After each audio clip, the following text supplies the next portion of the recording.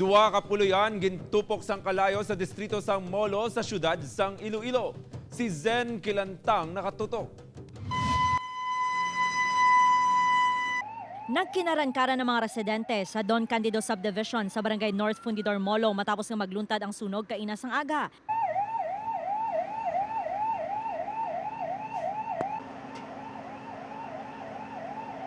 Nagsugod ang kalayo sa maids quarters sa likod nga bahin sang balay nga ginapanag-iyahan sang pamilya Sorianoso. Suno sa nakakita, nakibot na lang sila sang makitaan ang pag-ibol sang kalayo. Dali man lang kayo nag-aaso man ang gina pag sa likod yung balay asong sa likod yung portion balay aso.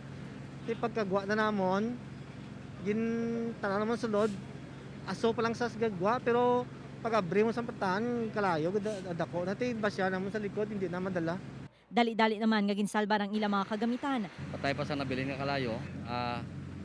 Pero wala ta dapat kabalakaan kay na secure na naton wala ta sang malapta o makakadto pa sa ibang balay nga kalayo. Samtang napuhag ang mga pumuluyo sang barangay Tapok sa Molo matapos nga magluntad ang sunog sang Sabado sang kaagahon. Gilayon nga ginrespondehan sa mga bombero ang lugar agud mapalo ang kalayo. Sa investigasyon sang Bureau of Fire Protection naghalin ang kalayo sa pulian ni Sheila Mabilog.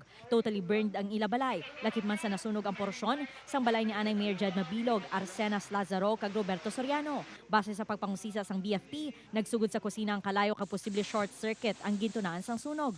Naglabot naman sa 1.7 milyon pesos ang kabugusan nga halit nga ginbilin sang insidente. Upod kay Romel Porquia, Zen Kilantang, One Western Visayas.